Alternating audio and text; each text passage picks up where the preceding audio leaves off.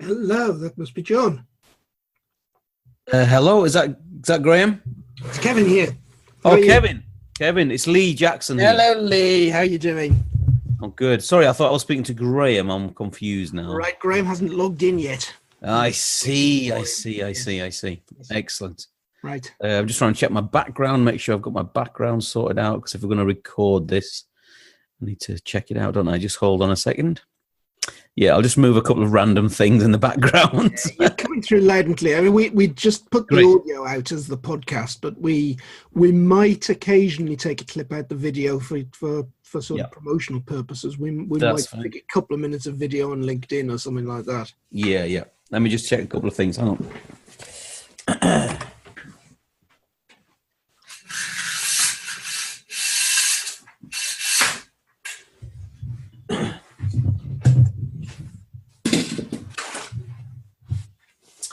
I think that's better. Where are we? Yeah. Okay. There's always too many things in the background. Oh, there always is. Always. Yeah.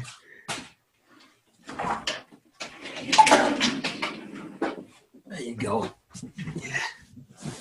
I must admit that I've been threatening for a while to get vaguely more professional. Pull down screens that I can just pull behind me and it looks like a brick. Sorry?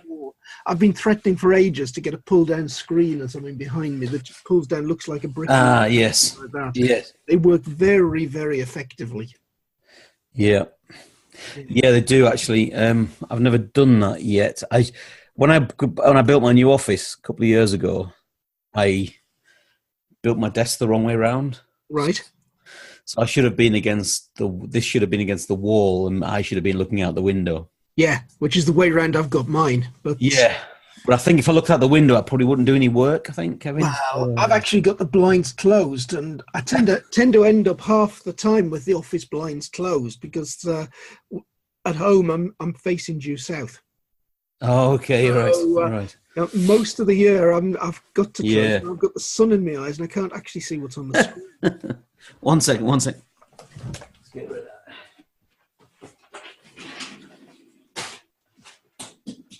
Oh, hello, Graham. Yeah, so always tricky getting everything in the right place. There we go. Oh. I think that's it. Sorry, I usually do this beforehand. Been busy today. Graham, now he's realised he's on camera. That's whereabouts are you based, Kevin? I'm in Northumberland. Great. About 15 minutes from the Scottish border. So, yeah. One of my favourite places on earth is Lindisfarne, Holy Island. Yeah. Love it. We're inland from there, quite a long way inland. We're on the road that goes north past Newcastle Airport. So. Yeah. I just flew from there a couple of weeks ago on our holiday. So it was a nice airport. You could actually park at it, which was quite novel. Yeah. I thought. It is, but it's expensive to park there. I normally end up getting a taxi to the airport. Oh, do you? So yeah.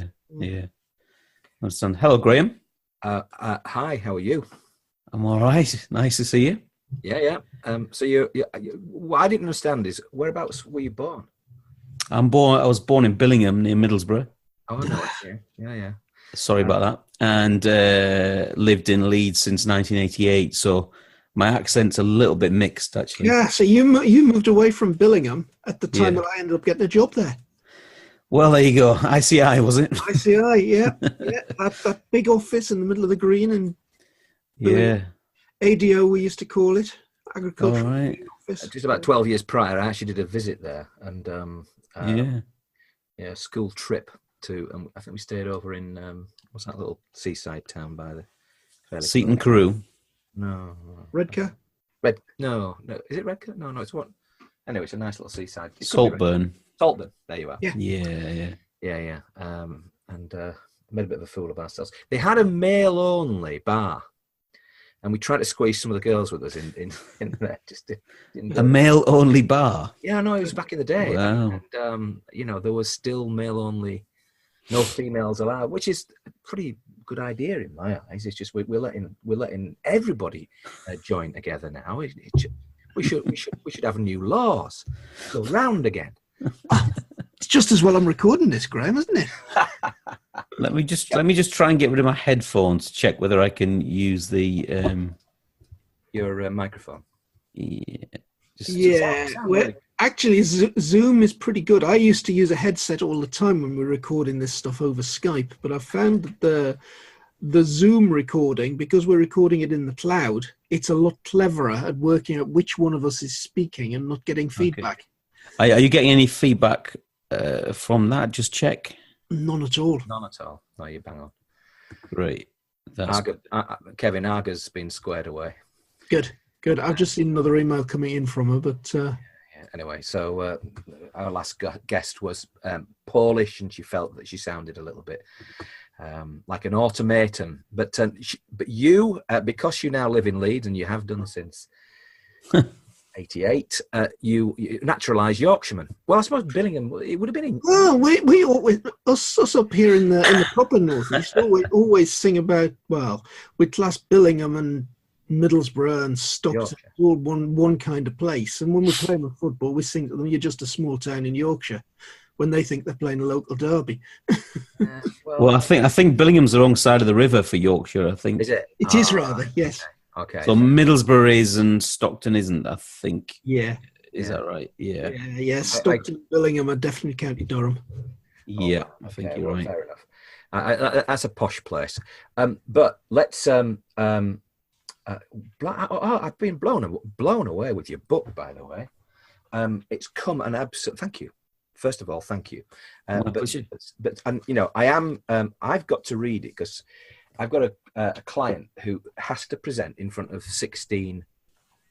Hopefully 16. I'm helping him get 16 people to attend an event at the Ritz. Yeah. And I think he's going to sell out. But nonetheless, he's very concerned about how he comes across. This book couldn't have come at a better time. Oh, there you go. Yeah, so I will be stealing and deploying like a madman. But please tell all your friends. Thank you. Well, that's the intention of this. Very, very interesting in this, Lee, because presenting something I need to do all the time as a management consultant. Oh, okay. Yeah. What, for pitching or pitching, presenting information back to clients, parts of running workshops. So yeah, it's just kind of part of the job. Yeah, well, that's what I do. So I'm happy to help. You just grill me. Yeah, we'll go for it. Do whatever you want to do. So it's fine with me. We'll introduce you using your bio for business events, and I'll introduce you using that. Okay. Probably, yeah. The idea of you being an old school hip hop. What does that mean? Old school hip hop. You're like a DJ, weren't you? Like a sort of a. That's right. Yeah. We'll touch on that during the course. All right. But we'll use that because you've asked us to use that on your site. So what we'll do is the beginning and the end bit we'll do after you've gone, and then basically in the middle, you're the middle and the important bit. And I think the sort of it's get good at presentations. So let's talk about presentations, because you could you could talk about just about anything, and we perhaps have you back to talk about speaking to large audiences, but touch on it as well, because it's all part of it. Well, it's entirely part of it, but you've got other things in your locker as well. So, Kevin, unless you've got anything else to say, we're going to go. No, I'm happy to go for it. So, then the first thing you'll get is a question that will just say, or a statement saying, "Welcome to the next 100 Days podcast," and then we take it from there. Okay. Great. In 3, 2, 1. So, welcome, Lee Jackson, to the next 100 Days podcast. Very great. Thank you so much, Graham. Really excited to be here. Lee, I'm fascinated about today. We're going to talk about presentations. So, Lee, you must have had a long and varied career. What was it that got you to this point of being the go-to guy about presenting well?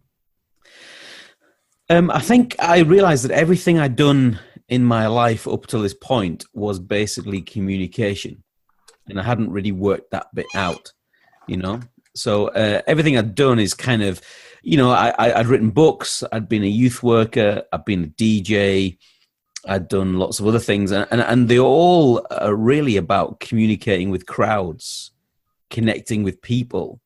And one day it was, have you ever had those kind of like penny drop moments when you just think, oh, maybe that's what I do, and I didn't realize it. Yeah.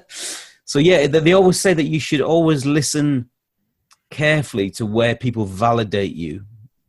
So when people say, oh, you're really good at that. So, people ask me, all the time, like, what am I going to do with my life? Someone was asking me the other night, what am I going to do for the rest of my life? And my first question is, what have people validated you in? When have they said you're really good at that?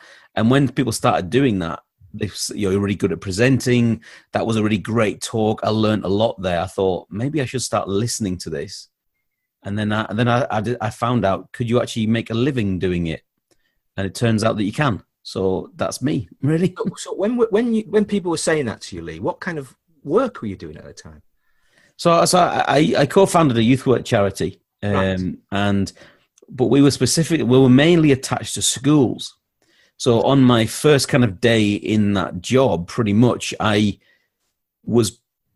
said, could you come in and have a word with what they call Key Stage 3, which is year 7, 8, and 9. And there was 600 kids. That's year 1, 2, and 3 in high school in Old Money. All right. My eyes rolled then. I didn't know what he was on about. He was talking French. Yeah, but listeners, we are on video here, so I could see his eyes roll to the back of his head, and I thought I'll just explain that for Graham, bless him. Damn this Zoom. They had schools when Queen Victoria was on the throne. Yeah, they did have, but it was just at lunchtime when they had to get out of the factories, So yeah, so basically, it was pretty much very early on, the first day or so of my job, I had 600 school kids in front of me, and that was one of my first talks. 600 kids sat on the floor, looking really bored. I'm thinking, I'm going to have to get good at this, aren't I? Because I'm going to have to engage them. And they they can be fiercest critics, can't they? Because I roll my eyes every now and again, but the kids are brilliant at doing that. So you can get immediate feedback from them. Oh, absolutely, yeah. The kids have got no fear whatsoever in telling you what they think. Yeah, people, when I teach people in a business context, they often think about, should we have a feedback sheet or, and they wait till the end to give feedback. I'm like, just speak in front of teenagers. They will tell you instantly whether what you're saying is good or bad. And if you got the kind of feedback saying, hey, Lee, you're pretty good at this stuff, that must have been fantastic for you. Like you said, it validated you. And that's a really, really good point. Yeah, it was. Yeah, it's nice because other people see things in you that you don't see, don't you? Because sometimes we can be so kind of in our own heads and dealing with busy stuff in life, and you don't realize what you do well. And I think it was Ken Robinson that wrote a book called The Element. When are you in your element, as people say? Right. And I'm in my element when I've probably with a reluctant audience, trying to say some stuff or starting off an event. I'm in my element when I'm up front and I can make people laugh, and I can also kind of, just break down the barriers of, what was a tough crowd. A business crowd can be quite tough sometimes because they're in the kind of, they're in there. They don't want to be there. Their boss has made them be there, or they've had to go to a conference and sit through this talk. And I often get introduced as a motivational speaker, which is the worst possible introduction. Hostage your fortune there, aren't you? Because you must lose or you win, because basically they're itching for you, itching not to be motivated. I'll prove him wrong. Oh yeah. So Graham's looking very motivated since the start of this podcast. Oh, well, I am. I've read Lee's biography. I've watched his videos. He's a naturalised Yorkshireman. Yes, I've been here for since 1988. So I think they're just allowing me to be vaguely Yorkshire at this point. We still refer to him as an off Cumden. But he's generally welcome. That's generally welcome. I think. Yeah, I understand. I do drink.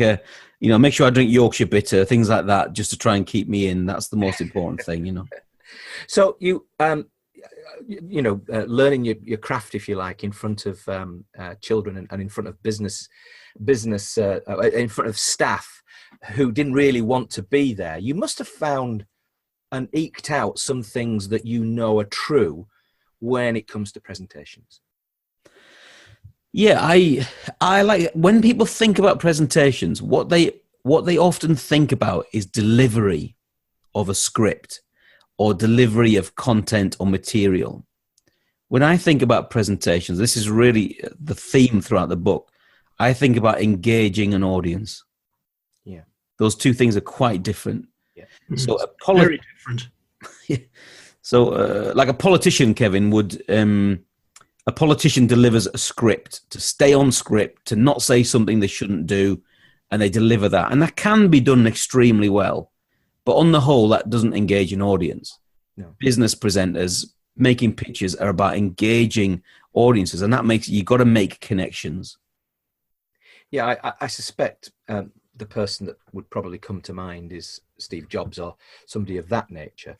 Or to be honest with you, the person who would come to mind in a political sense is that non-political president, Donald Trump, who was unbelievably engaging in his run up to being president, and you know, he used the skills of presentation one to many. But you might differ, I don't know, but I saw that period of history as being awesome. And then you got this sort of Hillary, and you sort of see her I see her in the same bracket as our current prime minister, who seemed fearful of presentations. I mean, Hillary's less fearful, but it seemed to me that you had a lion and somebody who's been tamed. In Hillary's case, tamed by the establishment. Well, I think Hillary was a bit beige, wasn't she? I think that was the problem. They probably should have gone with Bernie Sanders. I think he would have created a bit more of an interesting campaign. Oh, I think he could have definitely would. President. I mean, he really would have given a run for the money. But nonetheless, I think the point about presentational style probably comes out there in the contrast between those two. Well, on a professional and maybe a personal level too, I think Donald Trump's one of the worst presenters I've ever seen in my life. Really? Oh, absolutely. Right. But that's technique.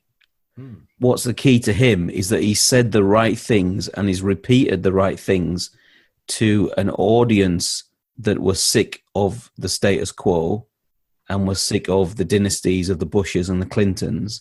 And he made the connection there. As a presenter, I think he's shocking. He genuinely is. You know, his hand movements, he uses the wrong words. He's, but he's learned that if he keeps repeating certain phrases, like drain the swamp, for instance, that people make a connection with that. But as far as engagement is concerned, there's lots of videos of people behind him kind of really, really bored because he's just saying the same thing and making it up most of the time, you know. I don't know. I think we could probably differ on that. I think he's in the White House precisely because he engaged through his going around America and presenting. But I have a different view about that. But your professional view is very important because at the end of the day, you'll see things in his presentation that you just know are, not something that you'd want to advise. Some presentation coaches are very keen for you to get a transcript of your talk and to listen to the transcript. And if you get a transcript of one of Trump's talks, it will make no sense to you whatsoever because of the way he has because of his grasp of English and everything. Yeah. And that's not a political statement. I'm just saying that he was not particularly good, but I think the reason he got in is because he played the game extremely well. He's ultimately a salesman, and he played that game very well. And he came at the right time when the world is fed up of the kind of elitist approaches to things. I think that's what happened. That's why Brexit happened, and that's why Trump happened. I think it was the right person at the right time in society rather than a great presenter, I think. But arguably, the message still had to be presented. And I think that was the point I was really trying to make. As it happens, I generally support that message of, I supported Brexit, etc. And to be honest with you, I see that in a different light because that's my vision, that's my view of the world, and I'm quite happy to stand by that. And but I think the presentational thing must have come in because, heck, he was out everywhere doing the same kind of weird thing, but it seemed to work. And yours, if everybody was the same, and wouldn't everybody get the same results? One of the things I say to my clients when I'm doing coaching is I say, the last thing I want you to be is Lee Jackson.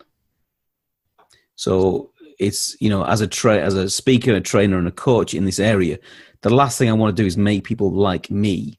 I have seen people mentored by other speakers and presentation coaches, and they become the same as their mentor. That's not what you should be. The whole idea is that you should be, as I say, 125%. So that's 100% you and 25% bigger when you're up front, because it's a speaker that becomes smaller that actually is really boring. You've actually become bigger. And Trump did that very well. He was bigger on stage than he kind of is in real life. So he was engaging in that way. It's just that, his message was kind of all over the place, or he just came to randomly make it up. So, yeah, I mean, at this, if you flip back a few years before that, I mean, Obama was brilliant on the stump, and there's a bunch of other people who were brilliant on the stump. But if we move back to the presentational side, so thinking, if almost like forensically, is there a sort of a list of things that you would sort of advise, almost like not to do and to do, to get good at presentations?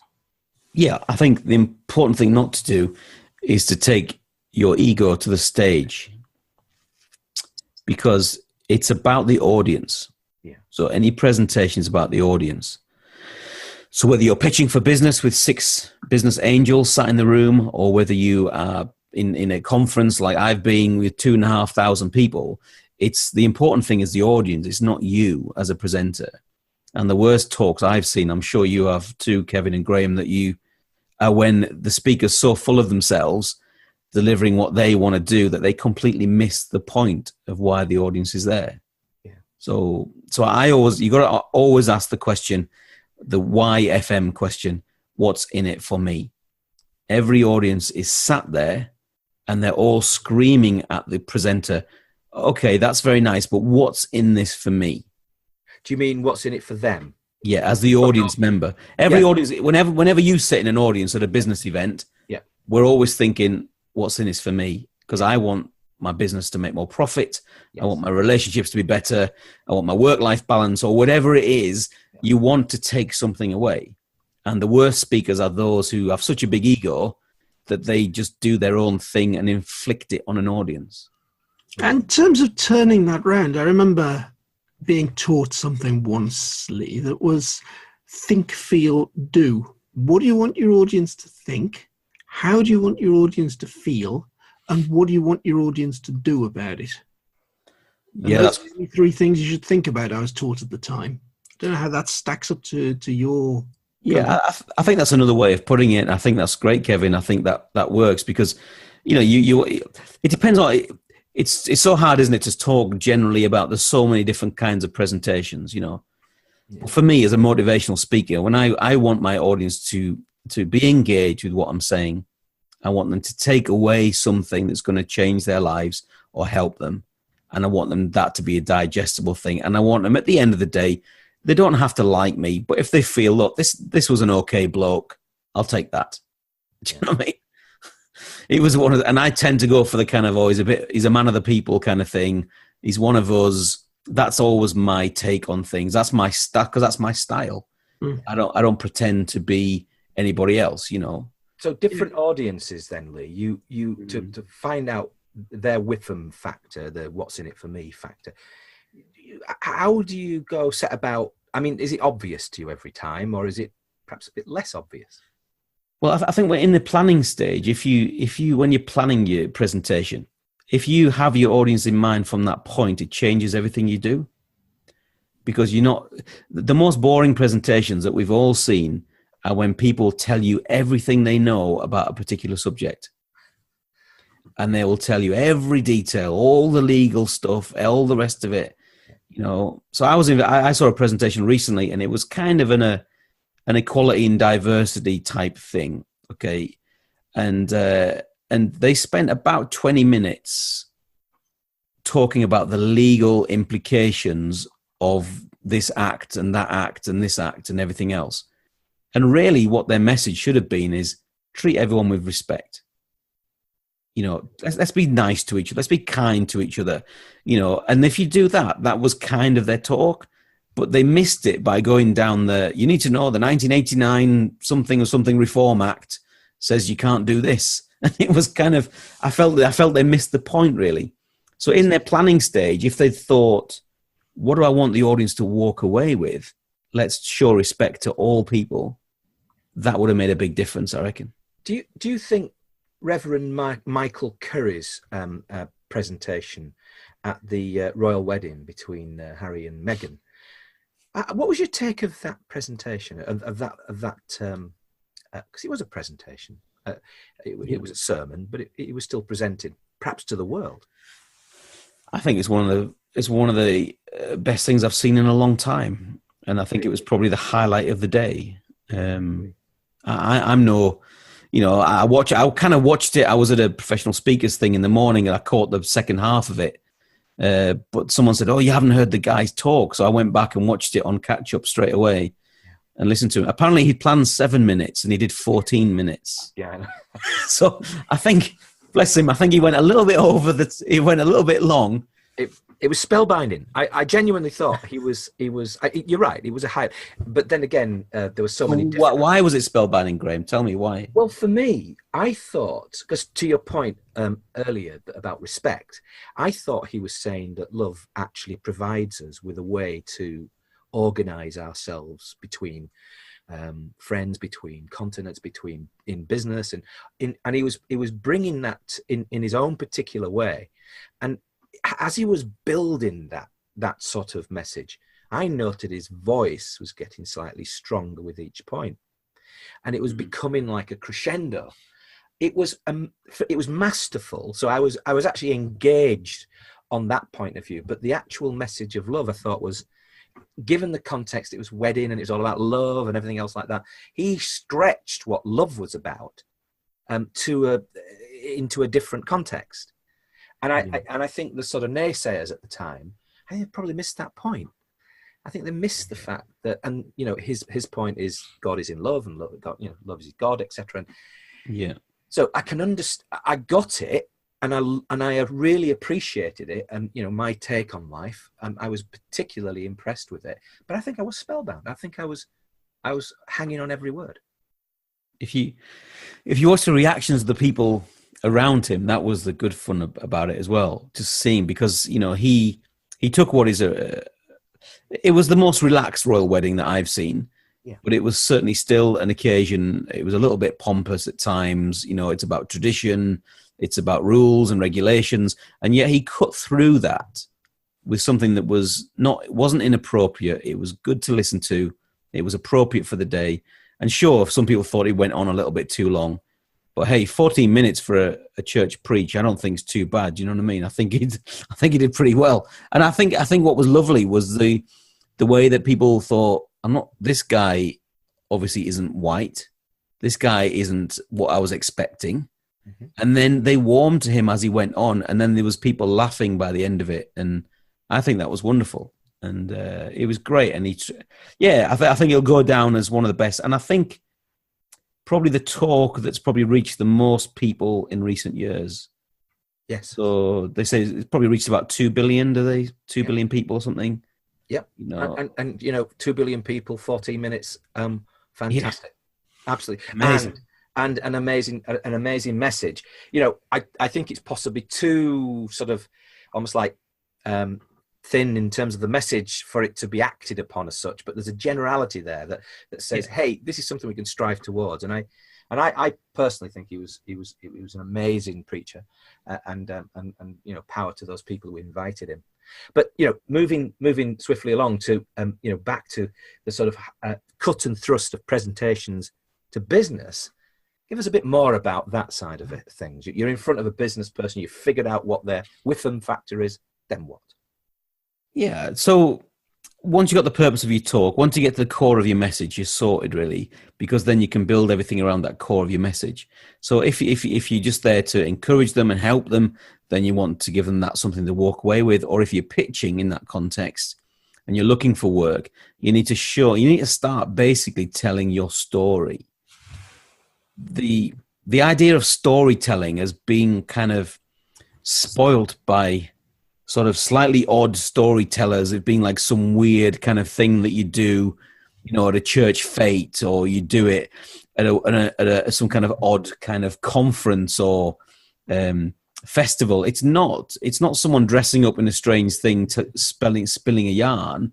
It's somebody who, we all have little stories to tell. And in business, in fact, you've saved someone money, you've helped them to do this, whatever it happens to be, you start to tell that story. And when I work in the NHS, I have a privilege of working in the NHS, which I love, and I do lots of work there. And I'm gradually telling them, you've got one of the most amazing stories in the world. Start to tell the story of the NHS. Mm-hmm. And I'm dealing with consultants and nurses and stuff, and I'm saying, you save people's lives on a daily basis.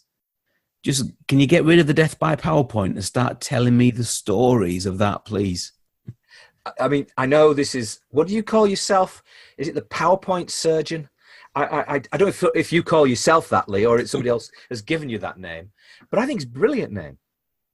Thank you. Yeah, I wrote a book called PowerPoint Surgery about 3 or 4 years ago, and so I bought myself a surgeon's top off eBay, and I have been known to go occasionally at conferences dressed as a surgeon to get more people to my seminar. So yeah, because I mean, you must have a hell of a lot of fun with your knife cutting away the flabby bits on people's PowerPoints. Yeah, it's good fun. Yeah, and if you go to if you go onto LinkedIn or if you go onto what's that? SlideShare. Yeah, if you go onto SlideShare, sorry, I forgot that for a moment. If you go onto SlideShare and type in PowerPoint Hall of Shame, you should see something I pulled together a few years ago when I pulled together all the worst ones I could find from around the world. Oh, God. I just thought even me's going to be on there. Let's all see them in their glory. You know what I mean? No. Oh, no. Because it's a serious epidemic, and it's still not being dealt with on a day-to-day basis. Why do you think that is, though? Anxiety. I think that more than half of that is that people think if I write down everything I have to say on the screen, then I don't have to think and I won't dry up and I'll be fine. Yeah. What they don't realize is in the context of solving that problem, they make it the worst presentation anyone's ever seen. Yeah. And I've seen the inclination of managers with a member of their team about to make a presentation wanting to review the PowerPoint slides. Yeah, so the other reason that I think it's done, Kevin, is that bad managers pass on their bad habits. So if a manager loves PowerPoint and has done death by PowerPoint for 20 years, he or she will pass that habit down to their... Yes. And you're just like, please.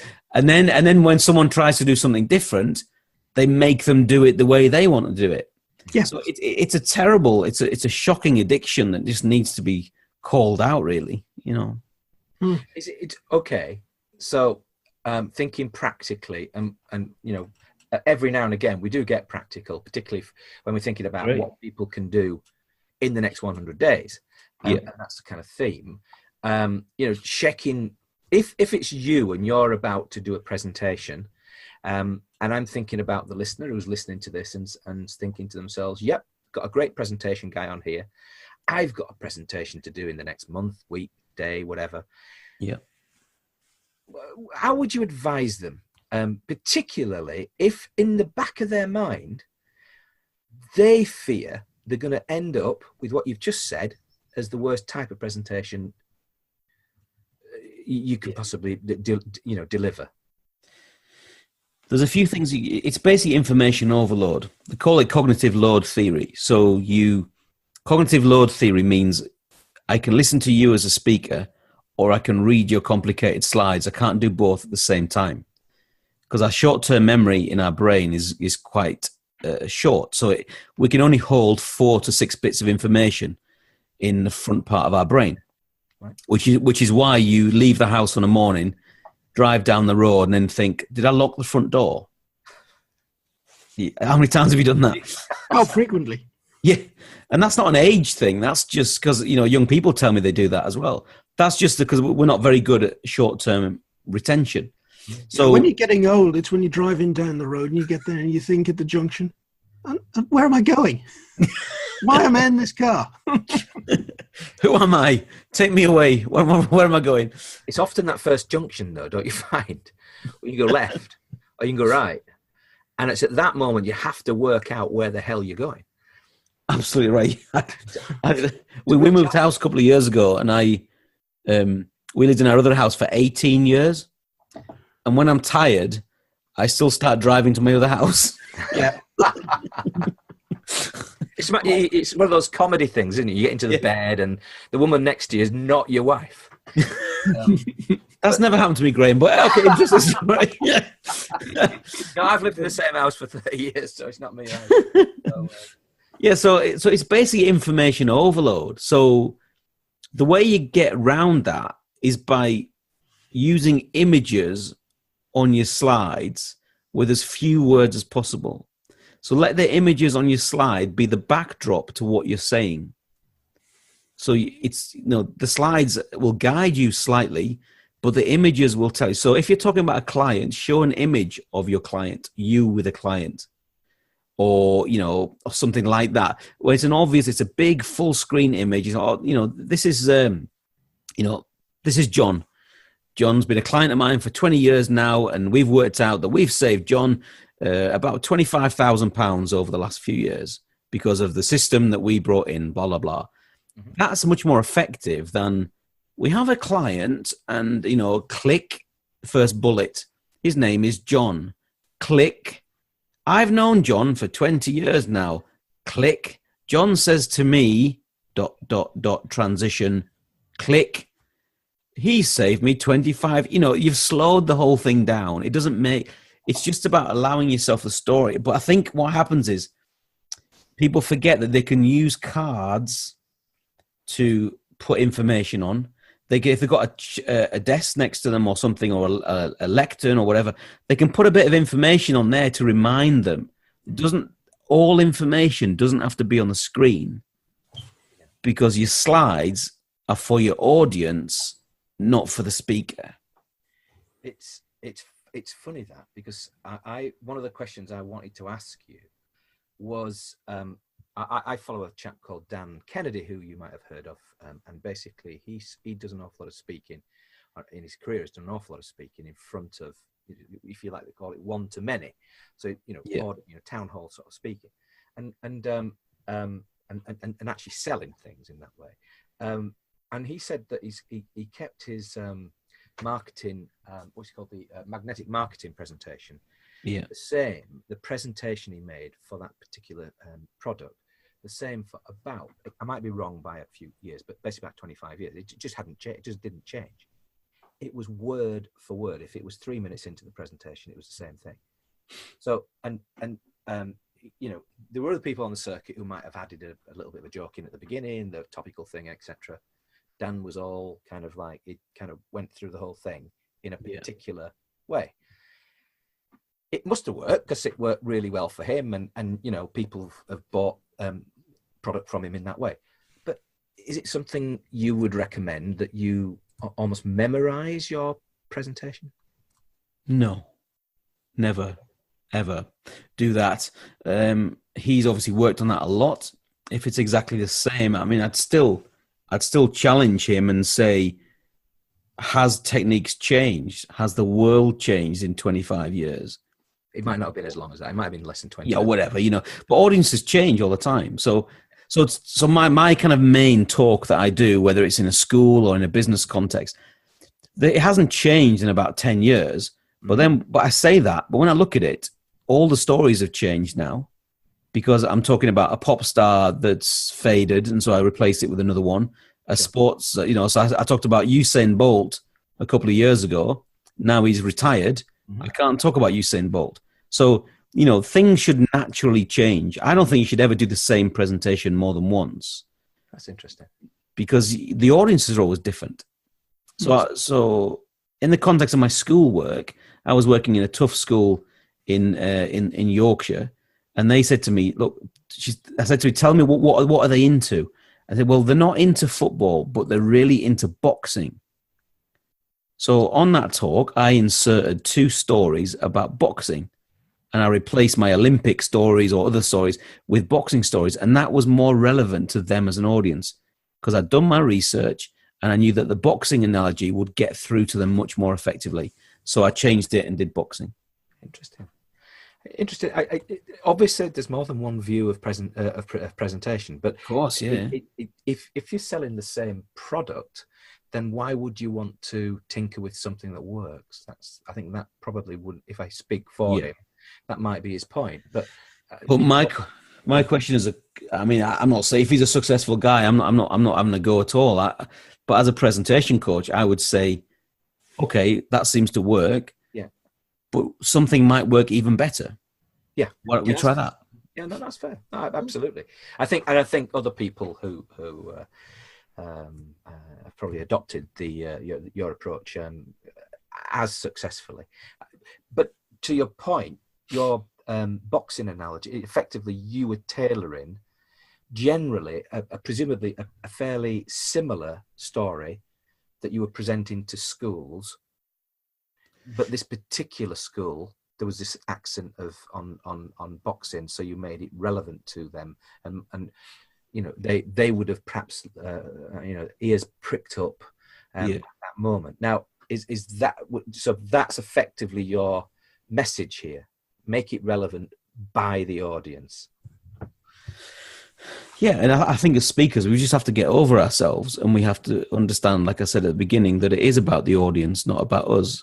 Yeah. So you make that stuff much more relevant. I think that makes a big difference because then people will remember, there's a speaker, a Yorkshire speaker who's passed away now called Clive Gott. And when Clive was around, he was a nice guy. I met him in the early days of my business and he helped me a lot. And he used to say, I'm aiming to have those me too moments where the audience puts their hands up and go, oh yeah, that's me too. Right. Yeah. So when we talked about us, not knowing whether we've locked the front door, all 3 of us agreed that was a me too moment. Sure. We all put our hands up going, yeah, I've done that. It's not just me, is it? Comedians do that a lot. They want the audience to connect to, oh yeah. So Michael McIntyre is your classic. So Michael McIntyre did a 10-minute sketch about that drawer that we all have in our kitchen. Yeah. Yeah. The drawer you can never find anything in. Yeah. The drawer that has a Nokia 3210, a battery, a key for a door that we don't even know what it is anymore, and an old bike lock, and we all have these. And so he's aiming for those Me Too moments, and that's why he became really popular. Peter Kay does that a lot. That's another technique that Peter Kay uses. Victoria Wood did it as well. So Victoria Wood would always, if you watch Dinner Ladies, which is one of the best sitcoms ever, I think. Yeah. It's full of little things that we would understand. Little things that she would say that, they weren't generic. They were very specific. And we go, oh yeah, we would do that. And I would say that. And yeah, that's me. So I think as a speaker, you aim for those Me Too moments where people can go, I get it. And then when they are on board, that's when you can hit them between the eyes with something that's really going to help them and can change them in the next 100 days. That's very interesting. Very interesting. So make it relevant, make it for them. You should be focused on them. So I'm still that guy at home with that presentation. Is there anything else that I can take away from this session? Tell more stories as well. Make stories key. Yeah. And also, just understand that you have to get good. I call it get good at presenting. Everything I do now is called get good at something. That's me. I'm the kind of get good guy now. That's what I do. And really just understand that your first presentation won't be amazing, but you'll get good at it. And your next presentation you'll get slightly better. So a lot of it is about trying it out. Mm-hmm. And going back to the guy who's done the same talk for 20 years or whatever, one way you can get good is not to change the whole talk, but just to change 3 minutes of it in the middle. Just try it with a slightly different story or focus and see how that goes. So a comedian will always, if a comedian's got 10 minutes, when they're trying out new material, they'll do it by just putting a minute in the middle that's slightly different. Yeah. They don't tend to change the whole thing en masse. No, often their act's the same, isn't it? Yeah, Ken Dodge, your classic, isn't it? Yeah. Same act, slightly different jokes as it went along, but roughly the same, Yeah. But so actually, it's funny you mention comedians, but it must be an incredible thing to become a comedian right at the beginning, where you've got to stand up and amuse somebody, which is not too dissimilar from you. Because somebody's got this thing where he's going to motivate me at some stage in the next half hour or 20 minutes or whatever. How long is your presentation, by the way, typically? It's between 10 and 60 minutes, depending on what the client wants. Yeah. Generally, for a keynote presentation, you get about 45 minutes if you're lucky. Yes. Although talks are getting shorter, actually, Graham, which is interesting. Interesting. Well, how shorter? So TED Talks has changed everything. Oh, I see. Right. So I don't think there's any TED Talk more than 20 minutes. Right. So people now, it's a good point. Like if you can't say it in 20 minutes, then you probably can't say it. So there is an industry trend for things to be slightly shorter in a conference, but then maybe followed up with a workshop afterwards. Yeah, we're booking that trend. We're somewhere between sort of 40 and 60 minutes. So we allow people to give of their best. Great. But the point being is you're like a comedian, because basically you've got to motivate somebody over the next 10, 20, 40 minutes or whatever. On the first occasion, it must be really difficult to get over yourself, the whole thing. Yeah, the first talk that I did in a business context was pretty bad, really. But I knew why it was bad now, looking back at it. And it's because I wasn't being myself. Because I was trying to, I had lots of experience of speaking in front of young people. But when I tried to do it in a business context, I was somehow trying to do it in a different way. Mm-hmm. And I realized that actually it's me that I should be. That's who I am. That's how I should present. And that was a real light bulb moment for me to say, it was almost like I was trying too hard, really. Yeah. Did you have somebody else in mind who you thought, I can be like this person? Well, last year I was president of the Professional Speaking Association in the UK and Ireland. And so I joined, known as the PSA. So I joined the PSA just to try before I'd gone full time, just to see, to meet people who made a living speaking. And I think the problem was I'd heard so many talks in the PSA about how to do it that I'd probably taken them a bit too seriously and taken 20 people's opinions and tried to cram them all into one presentation, which is a disaster, really, Now, Lee, you said something interesting earlier on about when you get on stage, be 100% yourself, and that you've just reiterated that perhaps you weren't being when you were first speaking to business, but you said actually 125%. Can you tell us a bit about where that other 25% comes from? Yeah, it comes from understanding that really it is on one level a performance. And performers don't speak quietly. I've seen speakers get up and because of anxiety, whatever, they speak quieter on stage than they do in real life. They think if I talk quieter, and they start to whisper, and it's really understanding that you're going to have to be a bit bigger, so that you have to walk the stage a little bit. You have to come to the front of the stage. I never expect people to be behind lecterns except in a very formal situation. Leave the lectern, grab the audience, engage with them, move around the stage, be bigger than you are in real life. Even on this podcast now, you're interviewing me and stuff, and I'm giving you all the stuff that I can on that. But in real life, I'm not actually this interesting because I'm I'm trying to give you a little bit extra today. Do you know what I mean? Yeah.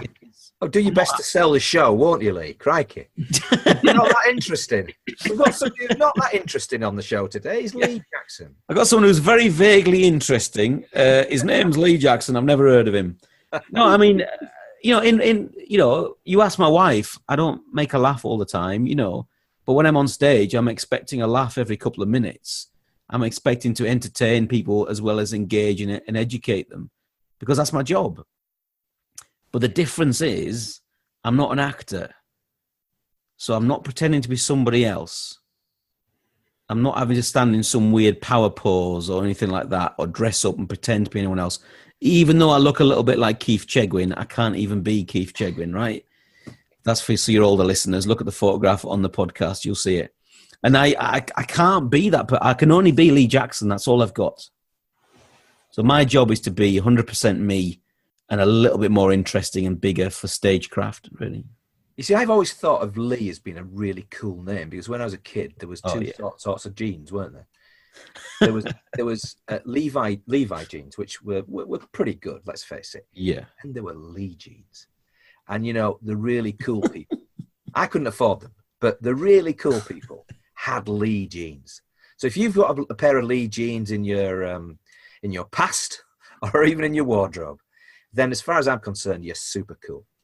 But that was just a complete aside that I'm sure Kevin will cut out at a later stage. But nonetheless, we're in front of an audience. It's maybe our first time, or maybe it's not our first time, but we want to implement some of Lee Jackson's brilliance. What are if you had a sort of like 3 tips, what would you give them? So my 3 main tips. Well, you've kind of had them already, I guess. So my 3 main tips is get to the core of your message before you start planning. Know what you want people to take away with. Tell more stories to bring your content alive and make it more sticky. So a story can make content 22 times more stickable, according to research. And thirdly, just with anxiety in mind, just get yourself into a good routine the week before, the night before, and on the day of your talk, so you can actually perform well without the nerves taking over. Do you want to expand on that last point? I mean, how do you get yourself into the groove? Well, we all have routines. We just don't know that we have them. So, you know, you had a routine this morning. It was getting up. It was going to the loo. It was doing your teeth, maybe grabbing a shower. You know, whatever you were doing this morning, Graham. I don't want to go into. You possibly know that. Well, I'm hoping that you. It's a Wednesday. I don't shower on Wednesday. No, I'm not. I'm hoping you had a wash at some point, Graham. You know, today. But you know, these are all routines, but we don't even think about them. We just get on and do them. And I think the problem is if you don't think about presenting, and you're a nervous kind of person, when someone says, "Can you present next week?" you start a bad routine. So you start thinking, "Oh, I hate presenting."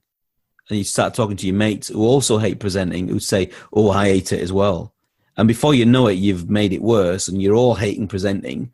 And then you've got yourself in a bad routine. The night before, you're telling your partner and your family, "Oh, God, big presentation tomorrow. I'm really nervous. I hate it. I can't stand it." And you get there in the morning and you're feeling nervous. And you're feeling nervous, of course, because you've made yourself nervous through a bad routine.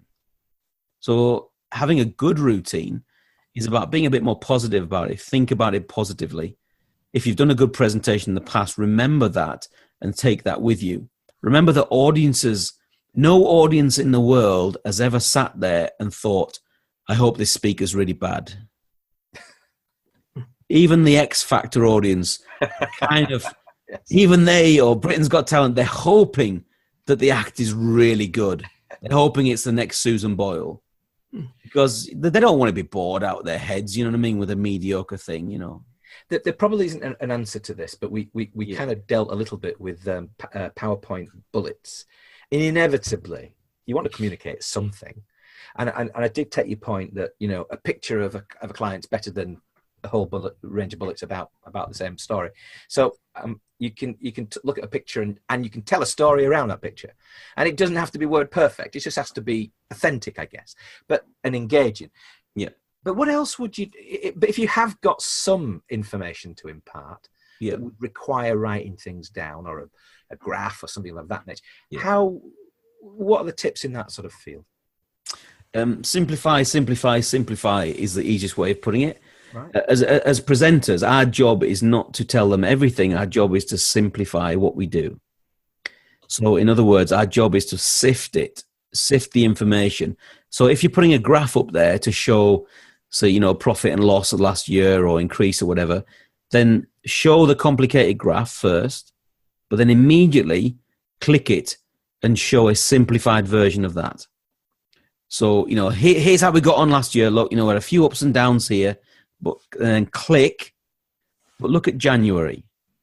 January is the month we need to look at. Why did we lose all those sales in January?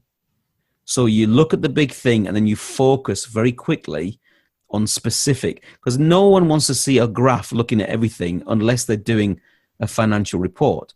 And that's what a handout, give them a handout at the end if they want a handout, or email them a PDF, but don't show it on the screen. Zoom in and show your information. So I like to use the context of Asda. So a few years ago, Asda did a big marketing campaign when they had shopping trolleys. It was a graph. Then it was shopping trolleys that were on top of each other, and it showed Asda how much cheaper they were than Sainsbury's and Tesco's and whoever else by using shopping trolleys. So they told you a really complicated set of data in a very simple way by showing that they were, you know, 280 products were cheaper in an Asda store. That's all you had to see. And it was all in just one little graph with, you know, a blue shopping trolley for Tesco, an orange one for Sainsbury's, and a green one for Asda. And the green one, of course, was bigger than the other ones. That's how you simplify data in business. Because that was on the side of a bus stop. Yeah. And when you drive past in the car, you haven't got time to look at the complicated data. You just want to go, oh, Asda's cheaper, and that makes you go to Asda. That's what good data is about. Yeah, so very simple graphics, very easy to understand. Draw the eye into whatever's important, and don't fill that slide with all your notes. Yeah, that's right. That's what a handout and notes are for. Anything complicated, get it off the slide, get it into a handout, and give it to someone afterwards. If you're interested in Lee Jackson's book, it's the No Nonsense Guide to Authentic and Engaging Public Speaking. It's called Get Good at Presenting by Lee Jackson. And Lee, how else can people, well, find that book, but also find out more about you? Thank you. Yeah, the book's available everywhere in all different formats. My website is leejackson.biz, leejackson.biz. You can find information about my talks there, and there's a shop there, and my YouTube channel and various things. And there's loads of free resources as well as ones you can buy, like the book. So leejackson.biz. Thank you. Well, Lee, you've been an absolute, for a naturalising Yorkshireman, you've been an absolute star this afternoon. And I want to thank you for giving up your time, which is very precious. And again, thank you for a copy of your book, which, again, you can obtain on leejackson.biz. So again, thank you for joining the Next 100 Days podcast. Thank you. Thank you, Kevin. Thank you, Graham. It's a real pleasure. And I challenge your listeners over the next 100 days, ditch the PowerPoint and try and tell stories. I challenge you. There's a great challenge for the next 100 days. Yeah. And that's where we'll end that bit. So we'll do the before and after in a second. But honestly, Lee, you are an absolute star. All right. Thank you.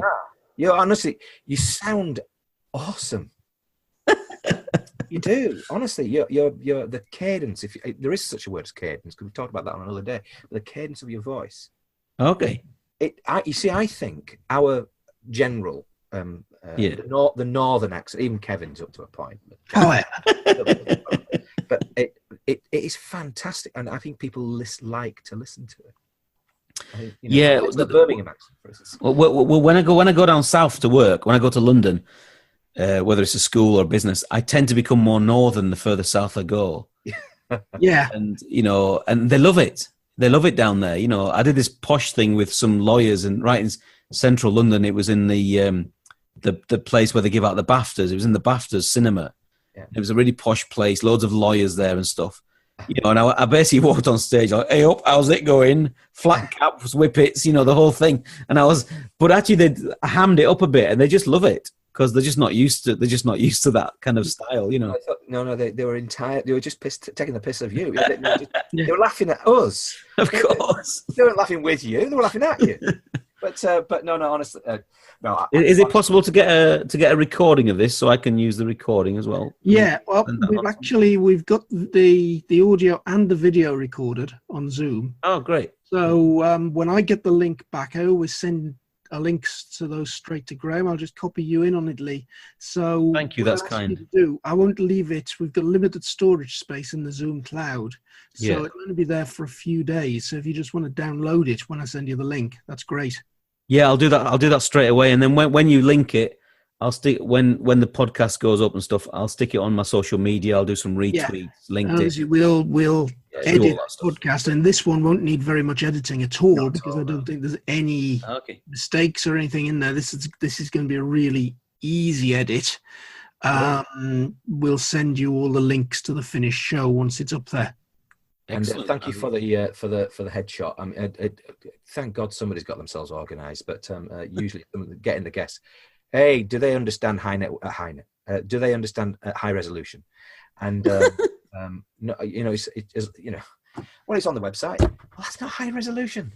But anyway, so high resolution. That's more than 3 pixels, isn't it, Graham? But it's just when you try and cut round your head, etc., and stick you on the background of the, right. You'll see it. But yours is perfect. So thank you. It'll be out next week, Monday or something like that. I don't know when. Oh, great. That's perfect timing. I'll make sure we do that, and we'll stick it on LinkedIn and everything. That'll be great. And I've done a few the last few months, and I always enjoy podcasts because you as presenters, it's always nice because you always take me in a different road, which is nice. So they're all very different, even though they're about the same subject. They all have different stuff, and I've never talked about Trump, for instance. So there you go. It's one reason, actually, Lee, that we deliberately don't script this. Okay. Most will ask you for a few bullet points of what do you want to talk about. Yeah. That's a good idea. I like it. Cover anything you wanted to talk about. just it was a nice. The thing is, hopefully when people listen to this, they'll just hear a genuine, almost like a pub talk, and bother about this. What do you think? It's that, and that's what's going to come across, and that's what I prefer to this podcast. We both do. We prefer that to be a more natural listen. Yeah, it might not necessarily be, the biggest podcast in the world. Don't really care about that. What I do care about is being authentic and making sure we have guests who are really, really informed. And you're brilliant. You honestly, if there's some way in which we can work together again at another time, then I'll be. Of course. Absolutely. Always happy. And we've managed three northern blokes, and we managed now without talking football. That's as a vague Middlesbrough fan, it's probably best not to talk about it at the moment. So it's probably best I just bow out at this point, I think. No. Well, I can't really blame you for supporting Middlesbrough. That's where it more or less came from. But you'll be playing local derbies again next season. Alas, yeah. What can I say? We'll have that Middlesbrough fan who was like this at the, I don't know. They call him the fat lad, but basically he. I've seen him. Yeah. He's, but anyway, he was having a right go at us earlier in the season. Of course, got thrown back at him. But he couldn't trust the football. But anyway, all the best for next season. Right, we'll let you go, Lee. Thank you again, and enjoy the rest of your day. Thank you so much, guys. All the best. Appreciate the banter. Cheers, Lee. Thanks. You just leave the call, Graham, and I'll just do the topping and tailing. See you. Bye. Cheers. Bye. And that's Lee gone. That was good. Enjoyed that. Yeah, I did as well. He's a really bright guy. I really like that, and he was flexible, wasn't he? So we threw him Trump, we threw him Michael Curry, and anyway. Yeah, no, Lee's good. Good value. So I'll from the top, Kevin. In 3, 2, 1. Hello and welcome to the next 100 Days podcast. My name is Graham Arrowsmith. And my name's Kevin Appleby. So today, Graham, we're going to go into the world of presentations. You found us a man who's going to challenge us to lose the PowerPoint in the next 100 days. That's right. Lee Jackson, born in Billingham near Middlesbrough, and now living in Leeds in West Yorkshire. Lee has settled there with his wife, and basically he is the author of Get Good at Presenting. It's a no-nonsense guide to authentic and engaging public speaking. He's a motivational speaker. I tell you what, you are absolutely going to be blown away by Lee Jackson. So, Graham, Have you ditched your PowerPoints yet? Have you pressed the delete button? Definitely. I have a client who I'm going to be working with about his presentation. And so I'm thinking very much about applying as much as I possibly can from Lee to the work of my particular client. And it's important that he communicates particularly well, because it's a very, very high value presentation. So, he wants to get it right. And so from that point of view, I've learned an awful lot from Lee. And, as you heard, we didn't always agree, did we? No, we didn't. And you're still a fan of Donald Trump, I imagine, Graham. Well, perhaps not everything that he does, but certainly I think he's been a refreshing change from the sort of status quo. And I think Lee's assessment was right. I mean, I think it's the reason that he rode a wave. But for me, it was his presentation.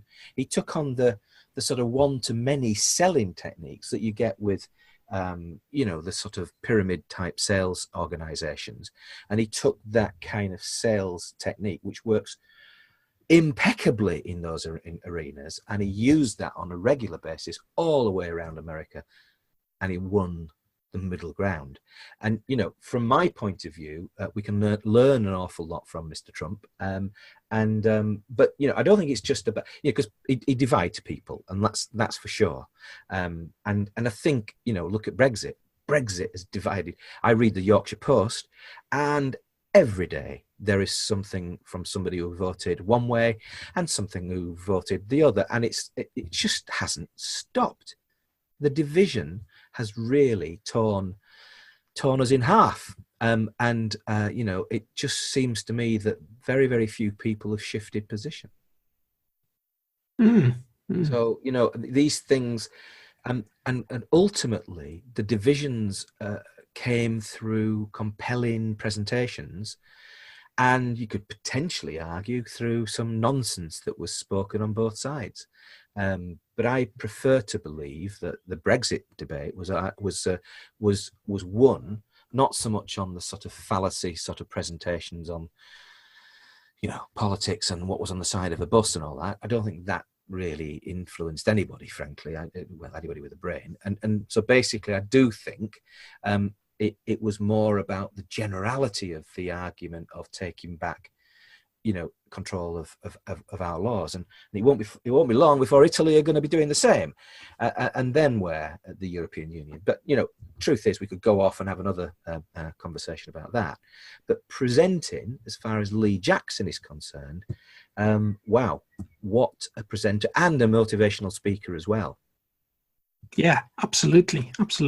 I'm going to be across to Lee's website and look and see where he's speaking, because I'd actually like to go and see Lee in action. So I think he's a good guy. Oh, he's one of the best, and so if you like the cut of what Lee can offer you, go to his website leejackson.biz, and then you can also get the copy of his book, which is Get Good at Presenting, and you can find that on his website as well. Brilliant.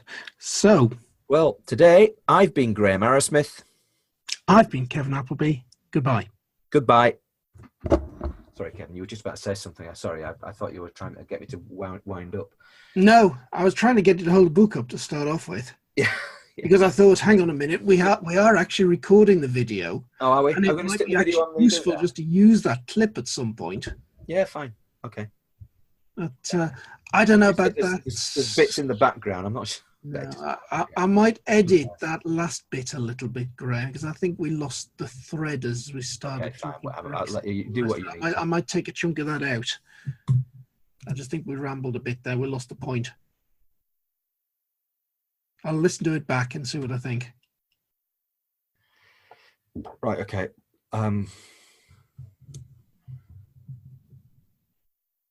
You've gone quiet. Sorry, I got an email. And, right. Right, sorry. Right, so that's us, and we're back on in 20 minutes. 20 minutes, yeah. Time to go and make a cup of tea. Yeah, good idea. I'm going to stop the recording. Yep. And then it's Zara